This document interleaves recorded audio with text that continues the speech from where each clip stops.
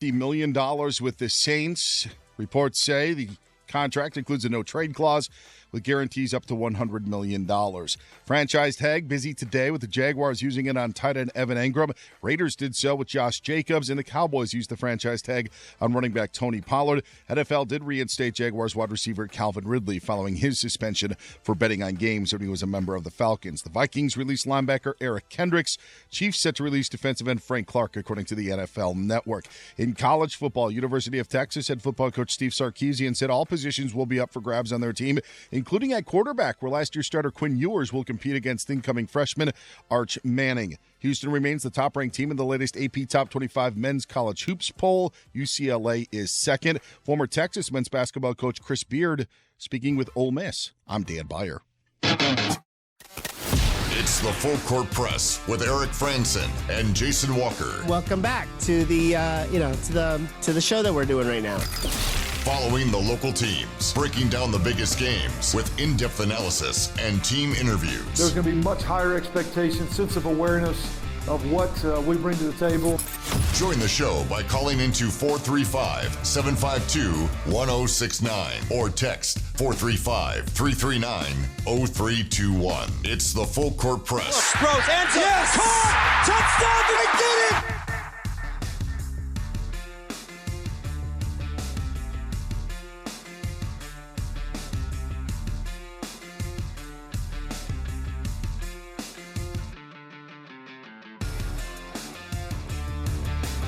Hello, everyone on out. Welcome to the Full Court Press. Jason Walker, Eric Frandsen.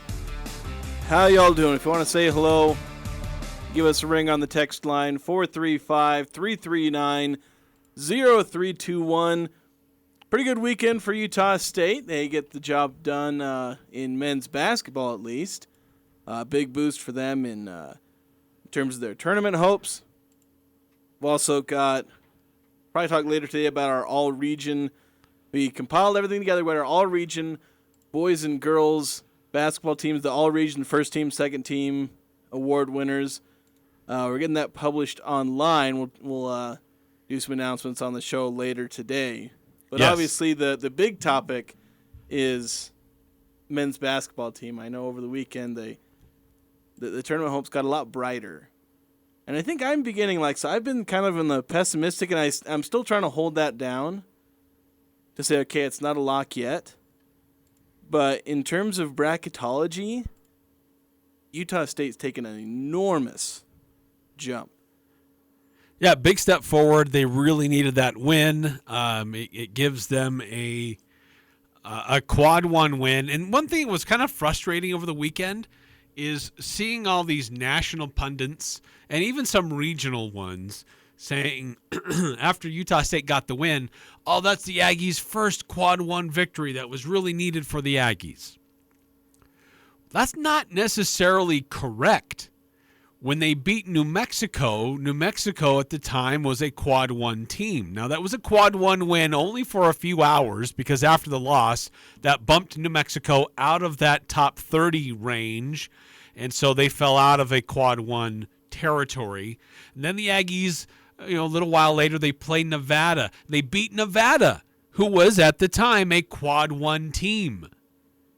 And they stayed that way at least for a few days, and then they lost on the road at San Jose. And so Utah State got the win on Saturday against Boise State, which is a quad one win. So Utah State has had 3 quad one wins.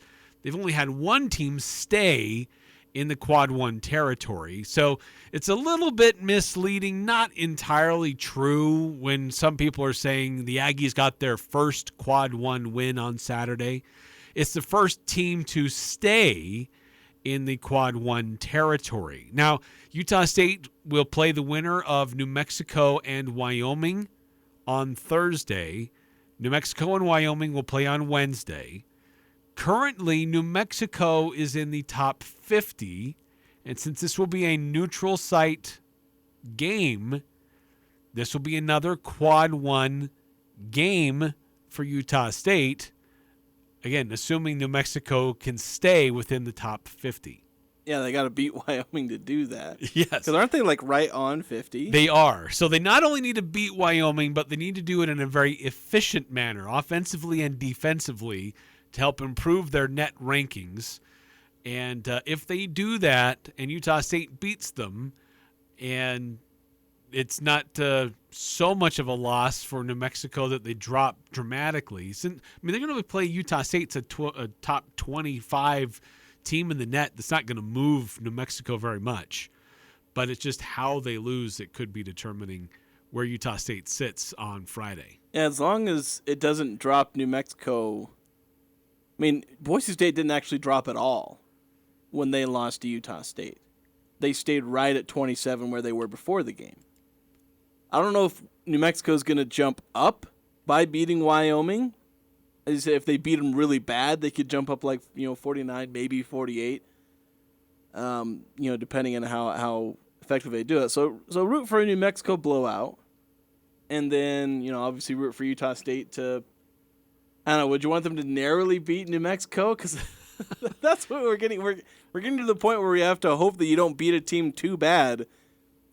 All for what's just going to come down to more semantics. It's just going to be these people who only look at quad one, like how many quad one wins. They don't look at who was the quad one win. They just say, all right, you got 2 quad one wins. If that ends up being the case, like New Mexico at this point, the way they're playing, not a super impressive win. But they'll look at that game as a more impressive win, more important than beating Nevada, than beating, Oral Roberts and Bradley and a bunch of the, 3 different regular season conference champions Utah State's beaten. So I believe UVU, Bradley, and Oral Roberts all won their regular season titles, right? I believe that's correct, yeah. Bradley got smoked in the conference tournament by Drake, I think. So now conference tournament champions, maybe Oral Roberts or UVU. I haven't kept track of where they're at. Yeah, their conference tournaments are happening this week. I think the WAC's going on now-ish. Yes, opening rounds of the WAC are underway. They've got some games where, depending on where you qualify, you get a couple of, not just a first-round bye, you might even get a second-round bye. Yeah, there's double buys. Some of these larger conferences, you get 2 buys. That's insane. That'd be nice, wouldn't it? Yeah. That'd be really nice. But, yeah, so you think, okay, is the New Mexico win in the conference tournament really that much more impactful than as some of these other wins? And that's where the NET can have its faults and fractures. But and I should say that the NET isn't necessarily a broken system. It's how it gets used. I think that's the thing I've come to learn more and more is that the NET, okay, sure, is a computer ranking system's going to have its fault, but it's not any more faulty than anything else. It's just the way that it ends up getting used, I think, these days.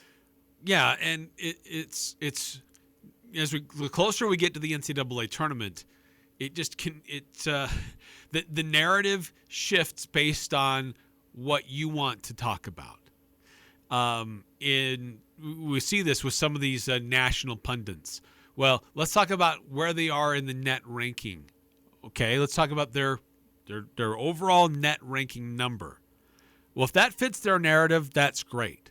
If that net ranking really isn't that strong, if they're a high 50s or low 60s, as we've seen some of these teams are projected in the field as at-large teams, well, let's ignore that. Let's focus on how many quad one wins they have. And so, well, yeah, don't look at the net, but look how many quad one wins they have. They've played some tough teams, and they've beaten some tough teams, so they deserve to be in. So, well, you have to draw a line somewhere. Like, what are you going to accept as your metric? The overall number, or how you performed in quadrant 1? Or is it a combined quad 1 and quad 2? So it's a little confusing and frustrating, to be honest, watching some of these people talk about this, because they're using it to fit the narrative they want to put out there, rather than saying just cold, these are the numbers, these are the metrics, we have to go with what the numbers tell us. Well, I think you've hit the nail just about on the head here, and it goes right along with some of my thoughts, is that, the selection committee and even the national pundits, the selection committee more so because they get to make the final decision, but they want to pick and choose the criteria that they pay attention to. You list off a couple of them, NET, overall record, like win total, teams you've beaten, whether or not you have bad losses. Are you an exciting team? That's an argument that gets thrown out. How exciting of a team are you? Right, the eye test. Yeah, it's all these different things. Or do you have the best player? Do you have a player that's going to perform well in the tournament? And you have all these, some of them they get way out there, like the best player, how exciting team. Those are highly subjective term, measuring sticks. But yeah, they'll pick and choose, and or sometimes like, okay, we put AP top 25 teams in every time except the one time they didn't because they decided to shift their definitions. They shift the definition of what's a tournament team. And again, this is why I keep going over and over, and I keep making the point of there's very few teams that you can say deserve, because how many teams fit every single one of these criteria? Like 10 or 15? Yeah. And the rest of y'all are just lucky to get in. That's the thing with Utah State, is that you can say, here's all the things they've done. They've beaten conference championships. They have a high NET. They got the quad 1 win now. They have a couple more impressive borderline quad 1 wins. They have overall win total. It's like 24 now, I think. They've got all this stuff. They finished second place, tied for second, in a respected conference. It's not the major conference, but it's a respected mid-major. It's a high major program. Yeah. It's a multi-bid league. They finished second in that. All this, but people who want to use different criteria will look at those other areas the Utah State has not fit in. Joe Lunardi out there filling out his bracket where he says, well, they're in the Mountain West. I like the ACC better. And they don't have enough quad 1 wins. And they have a couple quad 4 losses. So they use that as this excuse. They ignore everything else. They pick and choose. But then for another team, they might use the same arguments that go in favor of Utah State, but they pick and choose the criteria they want to pay attention to, and it can change year to year. Yeah. It's never consistent. No, that's true. That's very frustrating. I mean, as we mentioned, Utah State has a lot going for it, and is that win on Saturday vastly improves their resume. But you and I are pretty much on the same page here, where we feel like there's still some work to be done. They can't lose on Thursday and feel like they've done enough. And even just being in the semifinals might not be enough. But I mean, you've got a very strong net ranking. You look at quad 1 and 2, very solid overall. But one of the other things too that Utah State has going for it, they've won 5 in a row going into the postseason so far. And I think the NCAA tournament wants to see teams that are trending up, teams that are playing well. Do you want a team that may have won some games early on, but are playing like garbage now? But if you look at their total body of work, you might get lost in the just total number and not realize, well, they were a different team before. They're not as good now. Versus this is a team that's definitely trending up. And this will be an exciting, fun team to have in the tournament. So this is New Mexico versus Utah State, essentially. Yes, exactly. Excellent point. I'm trying to think if New Mexico's, I'm looking at bracket matrix, and New Mexico's not even on there. I think they've completely... They've totally fallen off the they've completely just lost their, barring a Mountain West tournament run, which first thing that out of the mouth of the commentators on Wednesday in the Wyoming, is it Wyoming, New Mexico? Yeah. Yeah, the first thing out of their mouths will be, New Mexico's a dangerous team. They got the talent to make a tournament. Right. They'll try to build them as a bubble team. They are not a bubble team. Yeah, they're not a bubble team. It's more of, talent to, be that surprise tournament, which, fair enough, there's an argument to be made there. Sure. There is talent, but that talent has completely collapsed as a team. And it's just weird with how good they've been and then how bad they played. I shouldn't even say bad, just not good enough, I guess, in some ways. Kind of like Utah State, where at times they just weren't good enough. But you made the point that right now Utah State is playing well, and this is the best time to be playing your best basketball. And it's why I've become a little more optimistic. Because what were the flaws we saw out of this team early on that, made, at least you and I were beginning to be skeptical of their chances? Poor defense, some struggles on offense. What have they not displayed in the slightest in the last 5 games? Bad defense or struggling offense. They have not shown either of those things in the absolute slightest for 5 straight games. And defensively, you can go back like 7 games and say they've not really given up much defensively. So this is a team that is very, very clearly playing its best basketball on both ends of the court. And they're carrying that momentum straight into the conference tournament. Yeah, absolutely. New Mexico, just looking at their schedule here, what they've done, and looking at their what they call their nitty-gritty team sheet. This is a team that's only won 3 out of their last 11 games. This is a team that started 13-0 on the season. Yeah, insane. And this isn't a team that's been rocked with injuries and other issues like Wyoming was. Yeah, their stars are all there. Pretty much. Has anyone I guess they've had Jalen House an injury or 2 games here and there, but I mean nothing like what Wyoming had to go through. Yeah. Wyoming lost their best player for the season, one of their leading scorers for the last half of the season, 3 rotation players left. I think 2 other players got injured for the season. New Mexico missed probably a combined 8 or 9 games from some of their best players.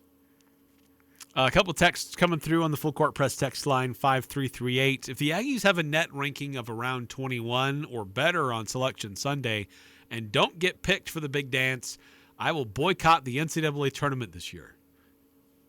I mean, I won't boycott it, but that would be historic. Yeah, It's it would never be happened. historic. That's just, in the history of the NET, I don't even know if it happened in the history of the RPI when they were using that before. I don't know how long they'd used the RPI, but just for them to create a metric that is designed, to rank teams in, in form and prepare, and to just completely disregard it, completely disregard the ranking, it would be illogical, to say the least. And it wouldn't make sense. And it would just go down as it damages the credibility of the whole system. Yeah, it does. It's just like you couldn't defend it. And of course, they probably wouldn't even get asked. They never really have to respond. It would just be, all right, you have a team that's ranked here, and they're not just ranked 21 in NET. They're ranked 24 in KenPom. They're ranked in the 20s. I think the lowest might be some of the 30s in maybe ESPN's, ranking, which, I don't know, they always rank Utah State horrible.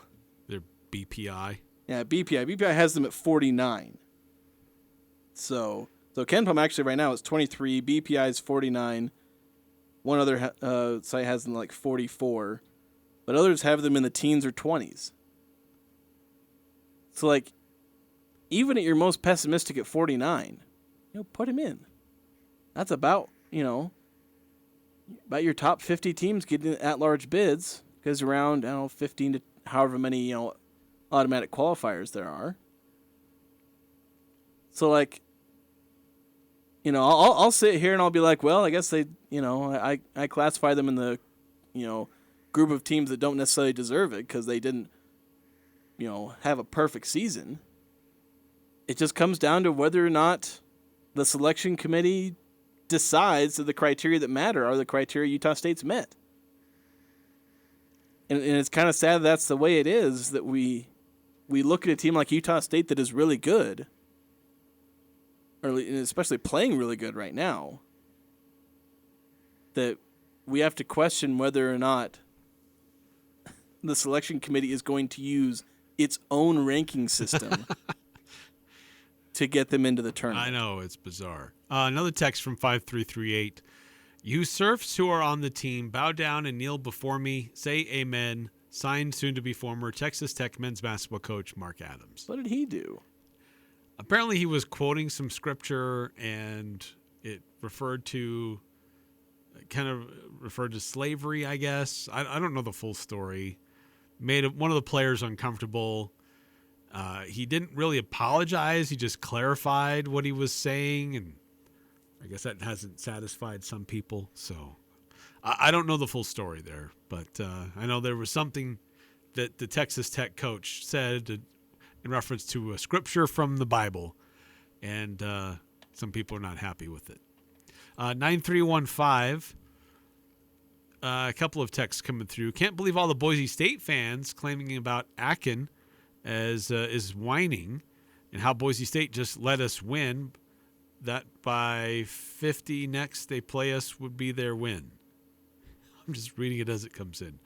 Biggest whiners, Leon, and fan of the conference from that second-rate trucker school. I'm getting the feeling that 9 through 5 doesn't particularly like Boise State. No. Just over the course of my time on this show, I just get that. I don't know why. Just gotta get the sense. I don't know if there's anything I can really use to back it up. But I get the feeling. Also, could a team that's trending down be Boise? That's their history. I think 3 out of 4 games are lost, or is it 2 out of 4 that are losses for them? I think it's 2. So not necessarily trending down. They played a tough schedule to end the year. They lost 2 of their last 3 games. So because they lost Nevada and Utah State beat San Diego State, right? They lost at San Jose. Oh, San Jose, that's what it was. Beat the Aztecs, and then lost to the Aggies. Okay. So that's how they closed out their regular season. You could say trending down. I'd just say you lost 2 out of 3 in a pretty tough end-of-season schedule. San Jose State's playing some of their better ball right now. So I wouldn't say trending down yet. If they lost their first game, yeah, they'd be trending down. And probably wouldn't threaten their tournament hopes. They're just about as much of a lock as you can be.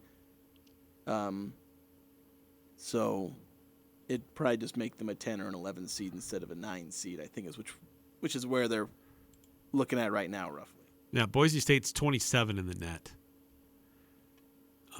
But, those quad 1 wins gets them a higher seed. Yeah, I mean, they've got 3 quad 1 wins. That's only 2 more than Utah State does. 3 and 4.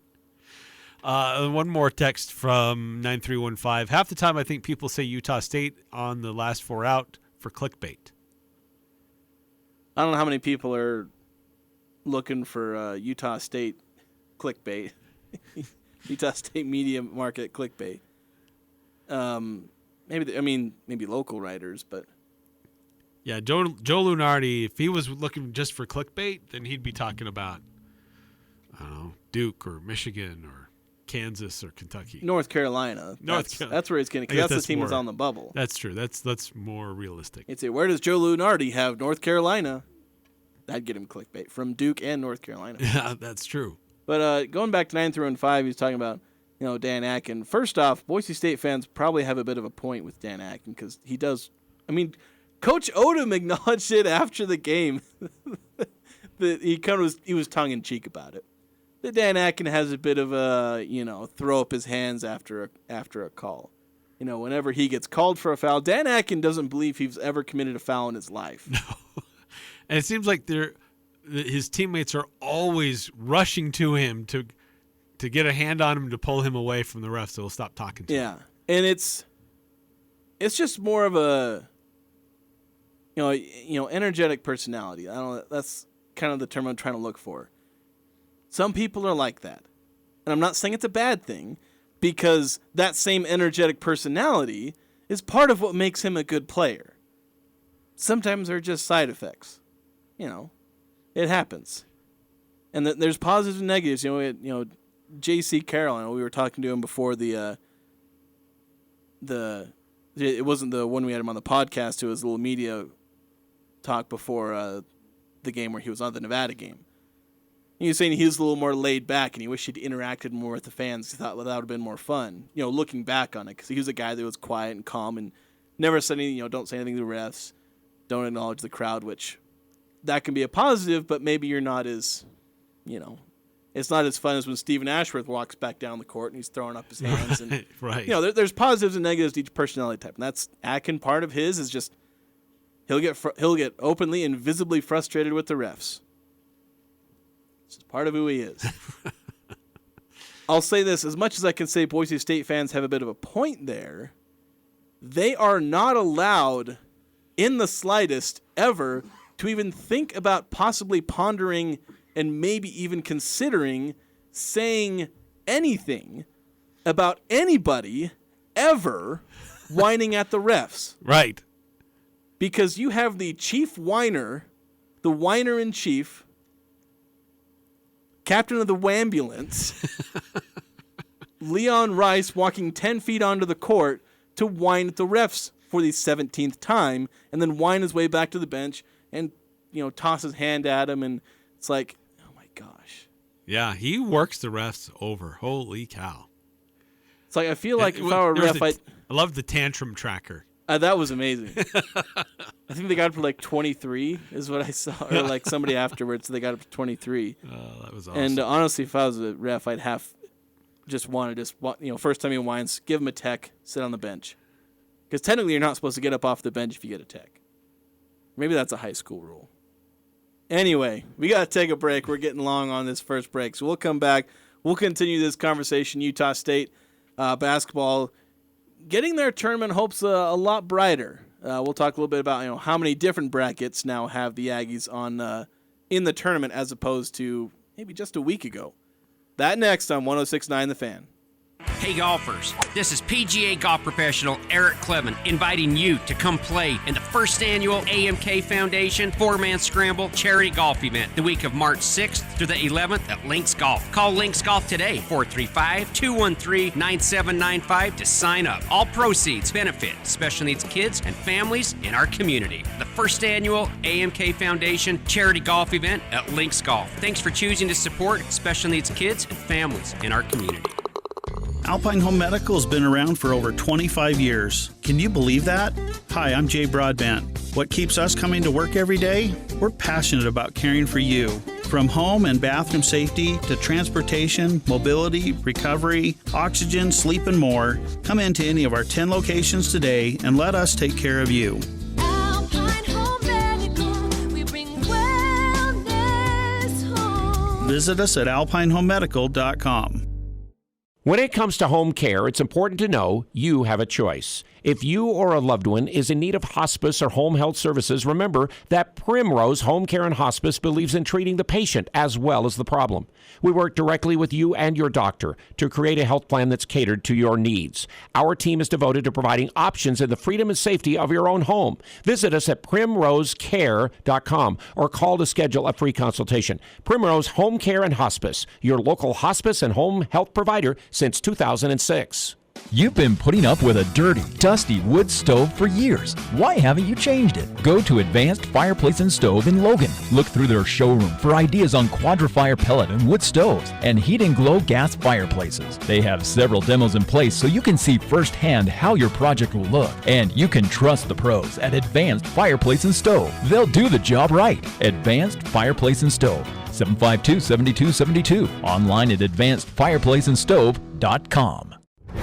Nothing beats March Madness. The pure sound of a swish, the rattle of a slam dunk, the fans on their feet for the big moments. And the action just keeps getting better until a national champion is crowned. Hear all the action with Westwood One's exclusive coverage of this year's NCAA tournament, right here. Catch all the action of March Madness on Sports Talk Radio, 106.9 FM, 1390 AM, online at 1069thefan.com or the Fan mobile app. I'm Ed Horrell, author of The Kindness Revolution. I've got a little suggestion for you this week. Take a moment to visit a classroom somewhere.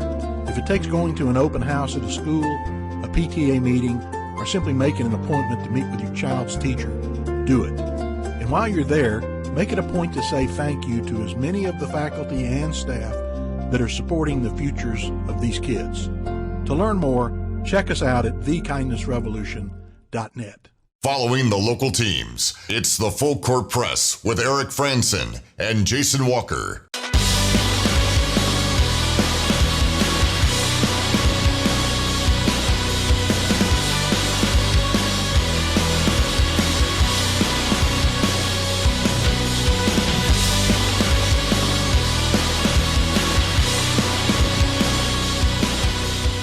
And welcome back.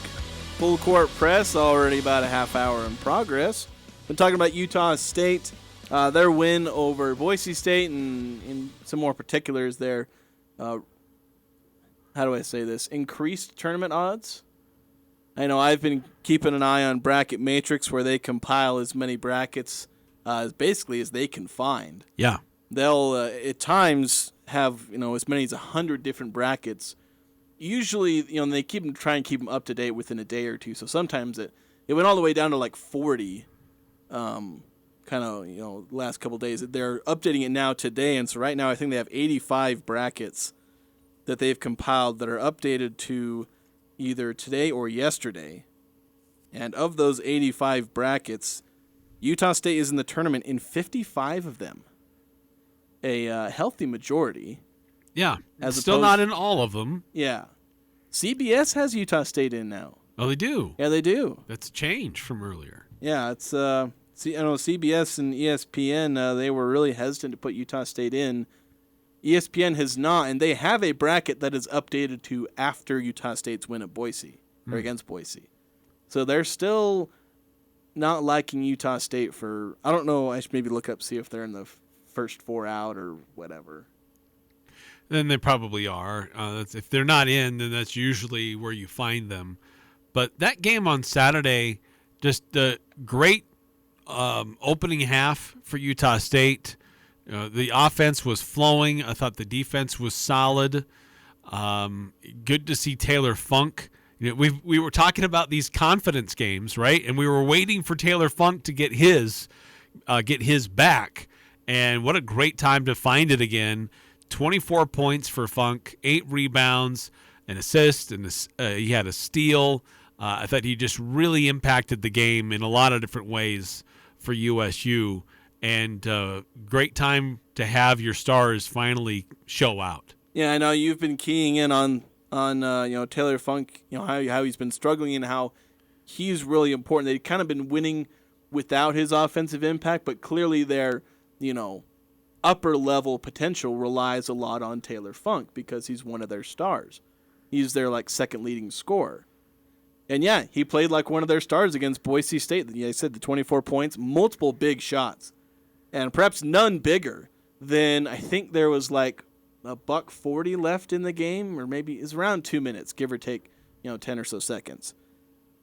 And they were coming out of a timeout. Boise State had drawn to within 6, so it was 77-71, I think. They come out of a timeout, they run a play, and apparently the play kind of broke down. It didn't work. And so they were, into the more improvised part of it, and he just comes off of a handoff from Dan Akin, pulls up, hand in his face. I mean, the guy kind of went under the screen, but he still got a good contest even after that. But Taylor Funk, 6'8", if a guy goes under, he's not blocking it, you're rising and firing. And he did just that. Bang. 80-71. And it was just an incredible response. And, it was started by Taylor Funk, but even the rest of the game, after Boise State, they cut a 20-point lead in the first half, in that spectacular first half. But they'd cut it all the way down to 6 points, making the crowd feel nervous. And after drawing to within 6, I think the Aggies outscored them 77-71, I think 9-2 the rest of the way in the last minute and a half. Yeah. So they drew within 6, and then bam, 9-2 run to end the game. No questions. Sure they allowed Boise State, a good team, they're going to make their run, but Utah State never really left it much in doubt. The most in doubt this game got was 2 full possessions between these two teams, which is not bad. Not bad at all. No. Yeah, really impressive that this team has figured some things out defensively. They're not allowing opponents to go on long runs where they just go ice cold. They're finding ways to kind of stop the bleeding and get going again. And I think I have to credit Stephen Ashworth for some of his leadership and just finding ways to score just so those long droughts don't keep going. And I think that helps the team just maintain confidence, because we've seen that when they get these long droughts, they start to clam up, they start to rush shots, they get a little bit out of character because they're all thinking about it. It's cascading avalanche here. It's getting worse, instead of just settling down and playing basketball. And the leadership of Stephen Ashworth has been huge during this recent stretch where Utah State is not allowing that to happen. But just also the growth and improved overall play from Shulga and Bairstow. Akin has been huge off the bench, and even though Edelrock didn't have a lot of points, he has played some solid minutes for Utah State off the bench, where he's just a bigger body, and sometimes that's harder for opponents to get through or around. And so just really like how this team is hitting on all the cylinders. They still have room to grow, sure, but they're playing some really, really good basketball right now, and they've been able to string together several complete games. Not just one, but now several where the defense is solid, offense is fantastic, and they're winning meaningful games. Yeah, and I think, as good as the defense has been, Boise State was a spectacular offensive game. In the first half especially was so spectacular that after the game I was sitting there, I was thinking, that second half kind of felt kind of mediocre. They didn't play very well. And I look at the stat sheet, and they shot 51% in the second half. And I thought that was cold compared to what they were doing in the first half. It was absurd.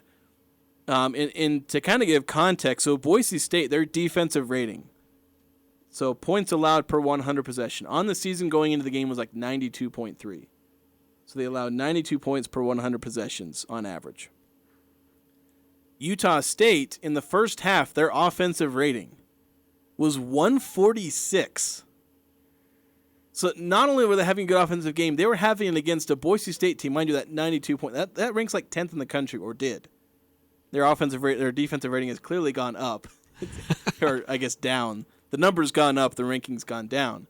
They were a top 10 defense, and Utah State, for a half, was averaging 1.46 points per possession.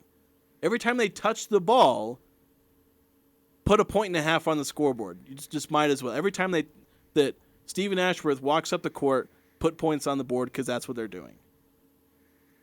And it's absolutely absurd how good that was in that first half. And as I said, it made shooting 51% in the second half feel cold.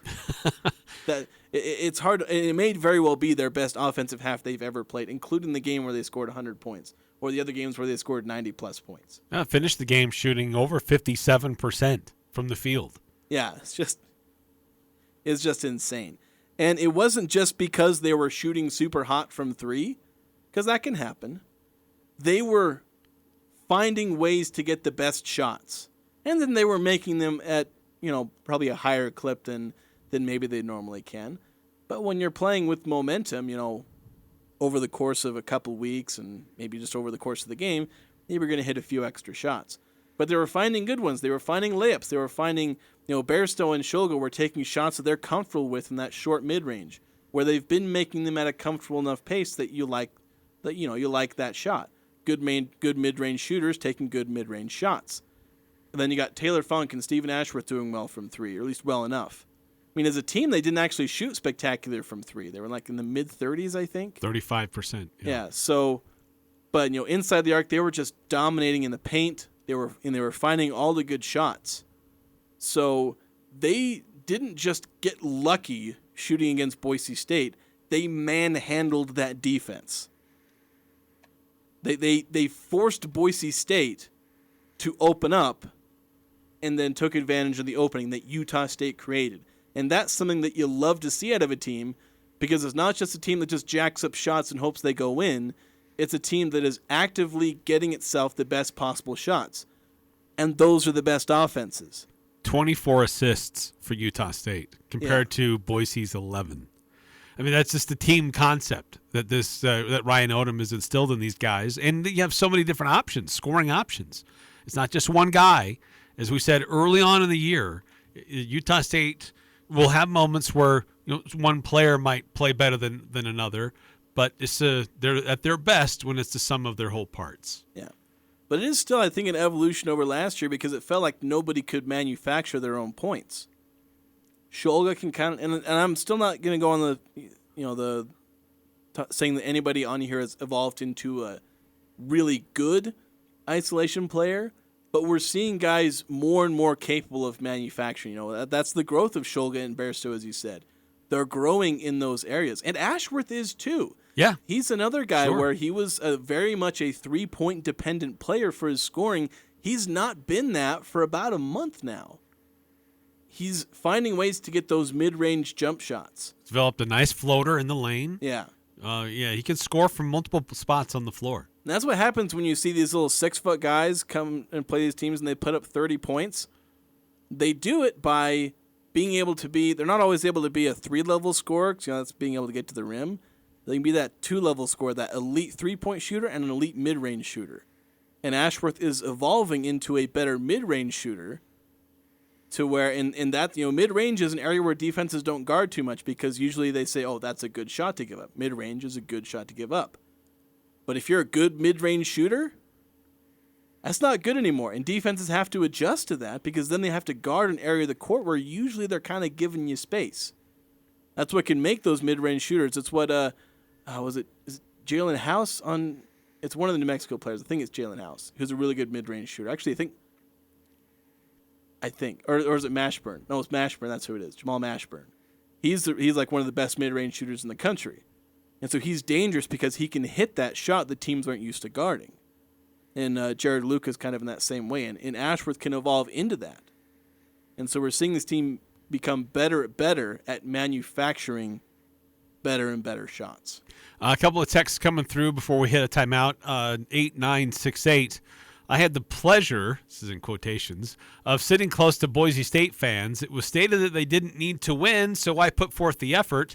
All I can say is if you're an athlete, I mean a true athlete, you're putting forth your best effort. At least that's how I remember it from my playing days. I smell sour grapes.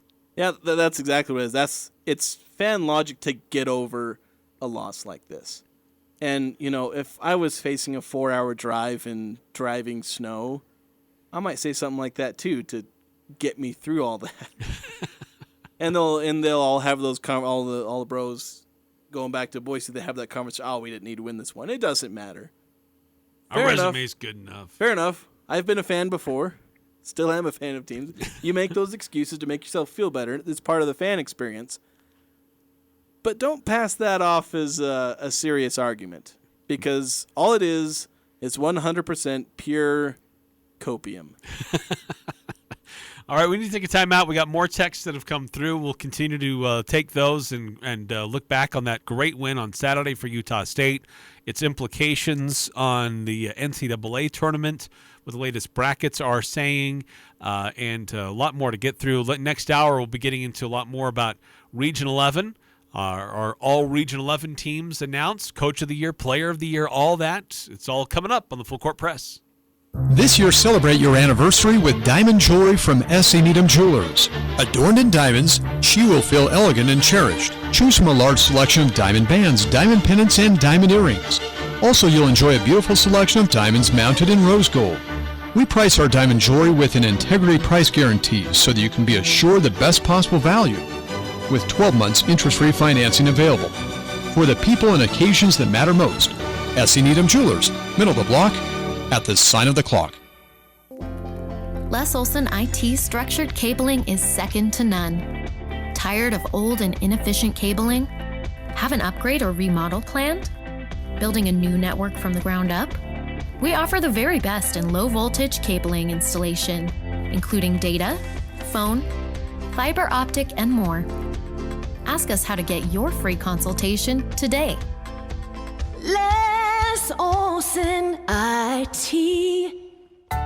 Hi, this is James Stevens with White Pine Funeral Services. At White Pine, we value compassion, integrity, and service. We are committed to serving you and treating your family as our family. We will be here when you need us most, to listen, to help, and to provide exactly what your circumstances require. At White Pine, we promise to dedicate our time and attention to you and your family. We invite you to come by and meet us. We're confident you'll feel a difference. Don't get caught without power to your home or business. This is Tyler with Golden Spike Electric. We offer Generac backup generators to keep your home or business warm, avoiding frozen pipes, loss of valuable food, or even a flooded basement. Golden Spike Electric is certified and factory trained, so you know it will be installed right and properly maintained. Contact Golden Spike Electric so you'll never be without power again. Online at gsegenerac.com. GoldenSpikeGenerators.com. We also service other brands, Golden Spike Electric and Generac, power you can count on. This is Two Pros and a Cup of Joe. We getting back into it. Sean Payton's one of those guys next to like a Kyle Shanahan. You have to think that he's one of those offensive minds you look at and say, if he can't get this guy to play his best football, no one can. I mean, is that fair to say? Yes. It's an indictment on Russ if he doesn't have a good year next year. Two Pros, LeVar Arrington, Brady Quinn, and a Cup of Joe, Jonas Knox. Weekday mornings from 4 to 7 on Sports Talk Radio, 106.9 FM, 1390 AM. The Fan. What makes essential workers essential? We keep where you work and live clean and safe. We harvest fresh produce for your families to eat. We help you heal when you're sick. Essential workers help our nation run. You're in every corner of our country and come from all over the globe. I'm Marty Walsh. The Wage and Hour Division at the Department of Labor helps ensure you receive the essential protections you deserve. Visit our website or call 866-4US-WAGE. Brought to you by the United States Department of Labor. The Aggies are #1 here. The Full Court Press. Connect with us on Facebook, Twitter, and online at 1069thefan.com.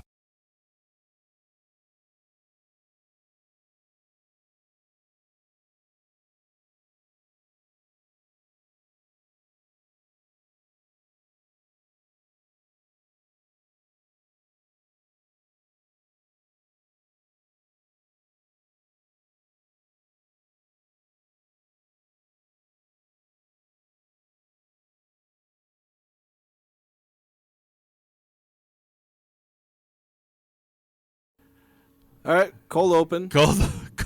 Our computer froze, so hopefully you can hear us. I don't know, text us if you can hear us. No, they should be able to hear us. It's just yeah, just right as it was supposed to cut it. Oh, jeez. There we go. There it is. Music's on. Okay. Jeez, that was sudden and loud in my ears. Okay, we're back. All systems go. Had a few texts come in. Let's get to those. 6543. Trying to make sure. Okay, just the one text. Said, read a blog over the weekend. It pointed out the two problems the Aggies have with the NCAA's lack of quad 1 wins and two very bad quad 4 losses. Need to win the tournament. Yeah, there are. Yeah, you're right. Those are the prevailing arguments, and for a good reason.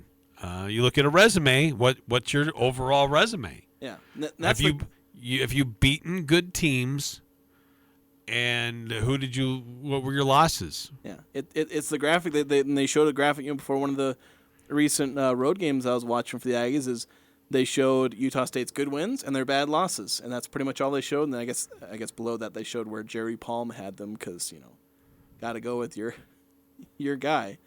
But now Jerry Palm, and actually ESPN, I know Bracket Matrix didn't have it on their website, but ESPN actually does now have Utah State as one of the last 4 in. Oh, wow. So updated as of 4 o'clock. This afternoon. As of the start of our show, like right at the start of our show. He is seeing the light. Yeah, he has them as the last. So he has them playing in a play-in game as an 11 seed. But now the celebrity bracketologists agree that Utah State should be in the tournament. 9315. Are most of these bracket people from the East Coast, so they've never watched the Utah State game? Maybe. It was really, really unfortunate that Utah State-Boise State game wasn't on some kind of a network. Because if they're national writers, broadcasters, others would have been able to watch that game or check in on that game, it may not have taken until late Monday afternoon to get the Aggies as a team in the tournament. Yeah. I don't know. It's just hard to explain. Sometimes they just like bigger conferences. Yeah. But it's just odd that wasn't one that was selected from the Mountain West TV partners. Also, can't believe the conference not giving Ashworth any decent year-end awards. Well, the conference has not given out any awards. Yeah, so that's the thing. There's some confusion. So the Mountain West, or the media, they gathered together, and actually I was part of a group chat that they were going to gather votes, and I actually forgot to send mine in, so I could have been part of this. But they gather media, and I think they have, I don't know exactly how it works, but they try and gather people from each media market, and they end up, like for a lot of these, only with like one vote per market. So I'm not exactly sure how it goes. Basically, the media members of the Mountain West vote for their own awards because the conference itself, the conference official awards, back in 2015 said we're not letting media vote anymore, which is kind of dumb because the coaches vote like idiots consistently. A lot of people weren't happy with the media results. The official results, I think, come out tomorrow. But the media, as part of a protest, which I quite frankly support, I like that the media does this to kind of thumb their nose at the conference and say, you're not going to make us go quietly into the night.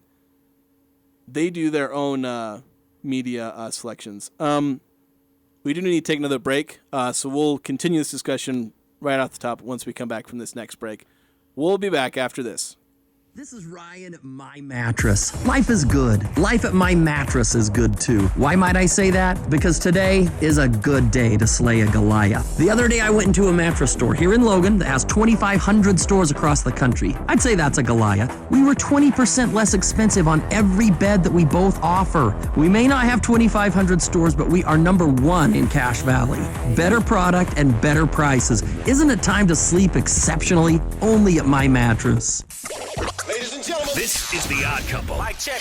With Chris Broussard and Rob Parker. Jerry Jones, and I get it, Dallas is America's team. Beyond that, Jerry Jones running his mouth, that's why there's all the attention on the fact that your team hasn't won a Super Bowl in 27 years versus there's really not that emphasis on the Niners.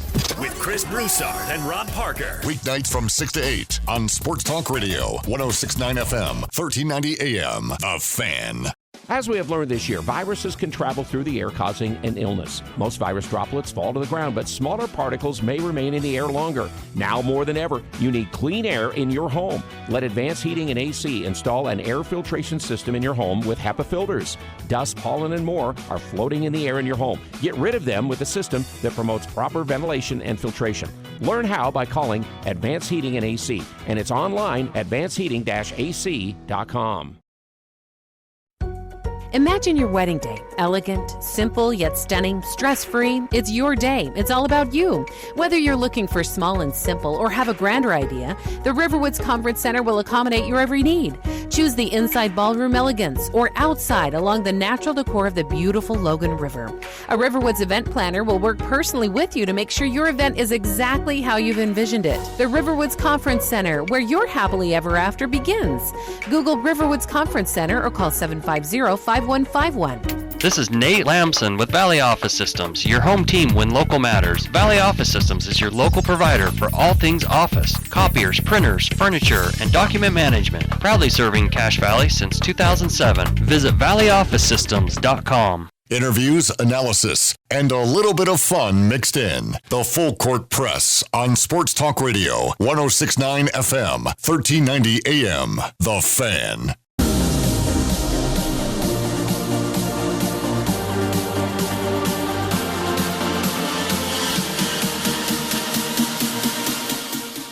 Hello, welcome back. Final segment of the first hour here on the Full Court Press. Jason Walker, Eric Frandsen. Jumping right into what we left off from, we're talking about the media vote for the All Mountain West team. It's an unofficial vote, but it does count for something. And I got a press release about it from Utah State saying, oh, this is where so-and-so from Utah State ended up in the media vote. Right. The official conference one, which is voted on by the coaches, comes out, I believe, tomorrow. I was thinking it was going to come out today, but so just to talk about where players landed. So in this one, Omari Moore won Player of the Year. Tim Miles, San Jose State, won Coach of the Year. So the two San Jose State. Defensive Player of the Year was Lamont Butler from San Diego State. Morris Udeze from New Mexico won Newcomer of the Year. Darian Williams, Freshman of the Year from Nevada. And Sixth Man of the Year, Dan Atkin. So Utah State coming away with one award there. Stephen Ashworth got 2 of the 11 votes for Player of the Year. The other guys who got a Player of the Year vote with Matt Bradley and Isaiah Stevens. Omari Moore coming away with 7 of the 11 votes. So the fairly overwhelming favorite. Yeah, I don't know that I have a problem with the individual awards for that they were voted on by the media. I think I would probably have voted pretty much the same. Freshman of the Year, Newcomer of the Year, those are always a little bit subjective, maybe a little bit more, but but I think I probably would have voted similarly. How the media voted on the first team and second team, however, that's where I would differ. Yeah, it's a little interesting, and the main gripe that obviously a lot of Aggie fans are having is that Stephen Ashworth is not on the first team. He got the 2 Player of the Year votes, but he was 3 points behind Jalen House for being on the first team, so he narrowly missed being first team. But yeah, I think there's a very clear argument you can make for Ashworth to be on that first team, mainly because if you look at his offensive metrics and you look at a lot of catch-all like advanced metric type things, they love Stephen Ashworth. They talk about him as one of the best offensive players in the country. Let alone the conference. And you'd think that'd be enough to push him into first team. It makes me think that Stephen Ashworth could be a vote by the coaches, especially because the coaches lean a lot heavier into the best team, select right. If you're a good team if you're a good player on the best team, you're going to be there. The media absolutely threw that argument out the window, and I don't necessarily dislike that. I kind of actually do like it a little bit. There is some potential flaws in that logic. Don't have time to get into that here, but Stephen Ashworth could end up on the first team in the official. I don't think he'll win Player of the Year. It makes me wonder if they'll select Omari Moore for Player of the Year, because they do lean so heavily into best player on best team. They've done that before. Not always, but they've done it a lot before. But I don't know if Matt Bradley has that good of a case to be Player of the Year. That's basically the only one they could choose. Yeah, one of the real strengths of San Diego State is that they have a lot of good players. They don't have one dynamic player. Omari Moore, he's a very dynamic player for San Jose. Yeah. And he is the most dynamic player in the conference. Yeah, and so I think he'll probably end up winning it. Just because, all around, obviously, and Tim Miles probably deserves Coach of the Year for the turnaround he's had. Maybe you could give it to, you could probably make an argument for a lot of the different coaches. But Odom should be considered too. Yeah, he could be one of those considered. But anyway, that's it for the first hour. We'll be back. We'll talk some high school basketball after this. I'm Dan Patrick, and this is Above the Noise. Ja Morant led the Memphis Grizzlies to the number 2 seed in the Western Conference last season. And although he has matured into an all-star, the young point guard has some maturity issues off the court. He's been in the news quite a bit this season. Earlier this week, it was revealed the star guard was accused of threatening the head of security at a Memphis mall last summer. 4 days later, he was then accused of punching a 17-year-old and flashing a gun during a pickup game at his home in Memphis. If that wasn't enough, the point guard was then seen flashing a firearm on Instagram after the team lost to the Nuggets on Friday night in Denver. The Grizzlies have ruled Morant out indefinitely until the team can get better understanding of the situation. But with all of this talent, Morant needs to get his head on straight off the court, because if the point guard continues down this path, rewarding the all-star with a max extension could be risky business. I'm Dan Patrick, and this is Above the Noise. I just learned Discover credit cards do something pretty awesome. At the end of your first year, they automatically double all the cash back you've earned. That's right. Everything you've earned, doubled. All the cash back from eating at your favorite restaurant, or cash back from that trip where you sort of learned to snowboard. That's also doubled. And the best part, you don't have to do anything ridiculous to get it. No, Discover does it automatically. Seriously, though, see the terms and check it out for yourself. Discover.com/match. You know our partners, TireRack.com. Fast, free shipping, free road hazard protection, tire decision guide. They test the tires. They've got their own test track where they push tires to the limit. Yeah, those guys. You want a quiet tire with great traction, comfortable ride. Use their results to make an informed choice. They sell only the best, like the full lineup of Michelin tires. Go to TireRack.com/Dan. See for yourself. TireRack.com, the way tire. Stock up during the Napa Gold Filter Sale. Through March 15th, save